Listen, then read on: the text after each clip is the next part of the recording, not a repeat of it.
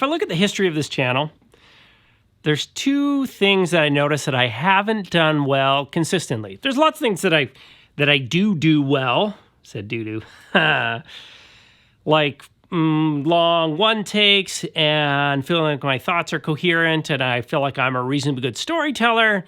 But there are also other parts where I'm like, I don't know that I want to say lazy or inconsistent. It's just that my goal with this YouTube channel hasn't been to become a full-time YouTuber, especially in the like tech space. That's just personally not what I aspire to do. I do YouTube because I find it interesting and I like doing it and I get excited about something and it's a good outlet to talk about it or tell a story or doing those things.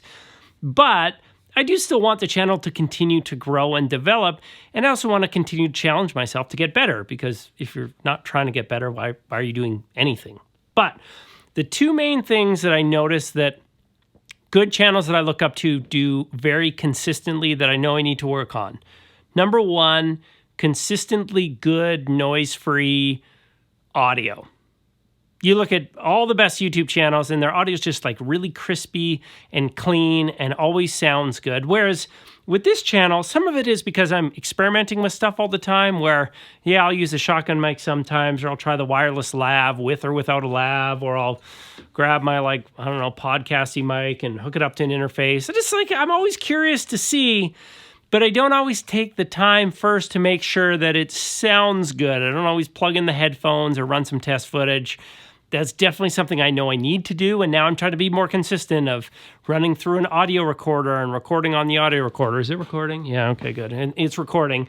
And just making sure that I'm doing everything I can to improve the audio. But the other side, and I would say the bigger, especially, visual impact, the best channels consistently have really great rock-solid color. And they do a great job of keeping the color consistent from video to video to video. And if I were to look back at my catalog of videos across my channel, it is frankly all over the map. Now, sometimes that's because I'm swapping through a lot of cameras, going from Panasonic to another Panasonic to a Sony to a cheap Canon to a mirrorless version of the Canon to a more expensive Canon, back to Panasonic, over to Olympus, always experimenting with cameras, and their color sciences are all different between them. But the bigger issue that I've had is I always kind of feel like I'm guessing at colors. And I didn't understand why, because I would color something and I would think, oh, it looks pretty good. And then I would publish it and I'd look at it on my phone or on a laptop and I'd go, man, this doesn't look like how I wanted it to look. And the skin tones suddenly look like I'm a tomato, or they're too green, or they're just I couldn't get it consistent. And I feel like it was easier to color in Premiere, and then maybe it was Final Cut's fault, or I'll get some LUTs or do all these kinds of things. And then I learned a little bit more about monitors and color science and calibrating.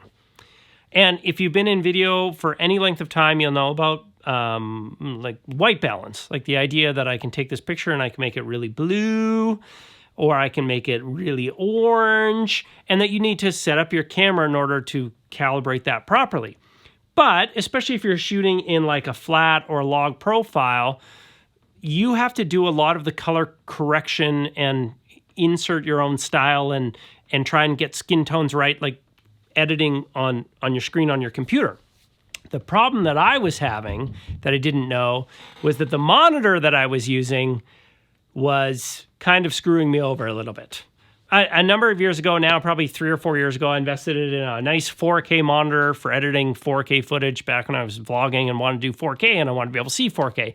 And I thought because the monitor was like $600 that it would do a great job of producing colors and that I could trust the colors that were on the monitor.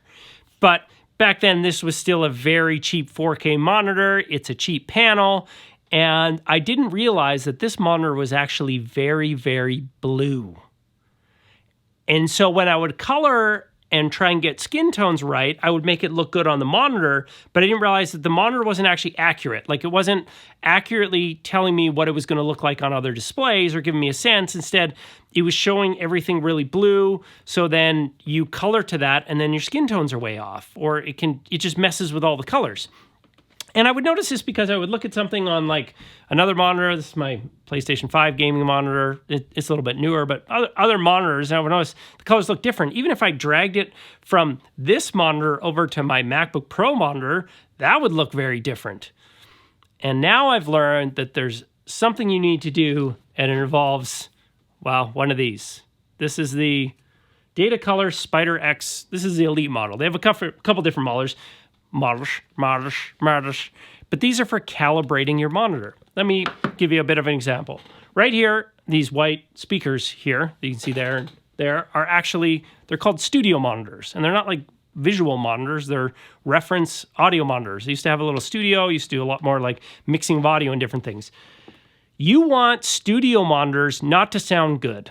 That is not the goal of them. Typically, if you'd spend a lot of money on speakers, these are about $1,000 Canadian for 2 of these, you would think that, oh, they would sound really, really good. And while they can be loud and they can reproduce a lot of frequencies, their goal is to be really honest with you. They're the friend who will tell you when you're having a bad hair day, or that there's something stuck in your teeth, or that something just isn't working here with maybe your outfit or something. They're not the friend who's like, yeah, girl, you look great, when you don't. And their whole goal is when you're listening and mixing audio, you want to be able to hear if something doesn't sound good. You don't want it to artificially make it sound good. You want it to be very, very honest with you, so you can tweak and go, oh, that bass isn't sitting right in the mix, I got to adjust it. Or that snare, I want it to crack and it's not cracking. And if you were to just mix on like cheap speakers or even good like hi-fi speakers that make it sound good, you would go like, oh, that's enough bass on the kick drum. But you don't realize that that monitor is actually adding bass to it. So when you go listen on another system, suddenly there's no bass at all there. Anyway, it's a long analogy to say studio monitors, you want to be very accurate and tell you what's true, not to gloss it over or make it look good. And monitors can be the same way, that oftentimes monitors come calibrated to try and make colors really pop and look alive and add a ton of contrast, or they'll saturate it or make it really rich looking. And while that's fine for consuming, so that the content you looks great, what'll end up happening is you'll end up color correcting on your monitor and going, that looks good, looks punchy, it looks good. But your monitor might be overcompensating, and somebody else might have a screen that looks normal, and suddenly it's not saturated enough. It's not contrasty enough, and you thought it was because your monitor was lying to you. So that's where a calibration device like this comes in. Here, I actually took it out of the package. I actually tried it out. What this does is it actually sits on your monitor. It's like a little camera, and it connects to software on the computer, and it accurately reads where your monitor is at and creates a custom profile inside your computer that sets it back to an accurate, even spot that isn't too pink, that isn't too green, that isn't too contrasty or too saturated, or that isn't too blue, too warm, too cold. It just sets it to accurate, so that when you're color correcting on your monitor, you know that it's going to look good on all sorts of different devices. And if they want to add their own personality or a little more contrast or things, at least the baseline is going to be okay. You know that your skin tones, in my case, they would end up looking so pink or red on other devices because I was trying to warm them up so much to make them look good on a really blue monitor that it was overcompensating for it. The other thing you can do is if you're working on multiple screens, like your laptop screen and that screen, you can calibrate them and make them look the same.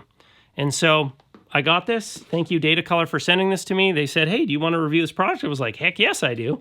And so the review of this product is actually this video, because this is the first video that I'm actually color correcting with this. But just by way of overview of how this thing works is you basically you download the software off their site for it. You install the software, and then you're going to hang this actually on the screen. You put it in the middle of the screen, and you set the brightness of your monitor to the right level. You got to give it a little bit of information, like is it an LCD or an LED panel? Did you spend a bunch of money and get like a wide color gamut, expensive monitor, or just a regular one? And then it just kind of runs through its tests. It does a bunch of different colors. It does different brightness. You measure the brightness of your room beforehand, and it gives you kind of recommended setting for the brightness. And at the end, you end up with this custom color profile. And as you can see here, the difference is quite stark between what the monitor would come from the factory default, where it looks white. Like the custom calibrated version looks a lot warmer. And I would say maybe a little bit less saturated, but This is what I've noticed when I've looked on other, at work I had, previous work at the airport, I had 2 calibrated monitors and they always looked like pretty warm. But that seems to be the spot that you actually want to color match, is it's not white. You want it to be, well, looking like this, calibrated between these two things. And it's going to help you make better decisions and be able to know that you're accurately calibrating and coloring your footage, which should lead you to be much more consistent. Especially if you're like me, who sometimes I would be editing at a coffee shop on my MacBook Pro monitor, sometimes I'd be at home working on this 4K monitor, or I could be at the office and working on a different monitor. If you take this around, calibrate them, you know that you're going to be consistently coloring to the same spec no matter where you are. And that is pretty cool. And the software of this makes it really easy. Now, it's an investment. Like, I think this Elite one is around $400 Canadian. There is a cheaper model, I think it's around $260 Canadian, so maybe around $200-ish. But they also have kits online that I saw where you can actually get like a color board and this, and it's going to really help your whole creative process just be a lot more consistent. And I think that that is good. So, how does this video look on your whatever device you're watching? Let me know in the comments. Do you have an iPhone or Samsung? Are you watching on an iPad or a laptop? Or how does it look? Do my skin tones look reasonably natural? Not too red, not too green. I mean, typically my style that I like to go for is I tint the shadows a little bit green, but I want skin tones to not look pinky or too red. I just want them to look, I don't know, relatively natural, but still saturated a little. And then I add a little bit of contrast to be dark in the areas. That's what I'm going for. And I'm curious to see how well this thing did at helping me execute on that. So if you let me know in the comments, that'd be great. Do you use this? Have you done this? Is this a product that you, I don't know, have wanted to get? I mean, for me, I just didn't really want to spend the money for a little while, but if you're at all serious about video and consistency, this has got to be one of the best things. Like, why would you be doing LUTs and working on color if you weren't knowing that you were working off an accurate monitor? That's a question I asked myself, which, again, I like to experiment and try all sorts of different things. So it didn't really bother me. But if I was really serious about growing and being consistent, I probably should. I like change, though. But at least now I know if I'm changing something, I'm doing it intentionally and not just because I didn't know what was going on. Anyway, that's today's video. Thank you, Datacolor, for the SpyderX Elite.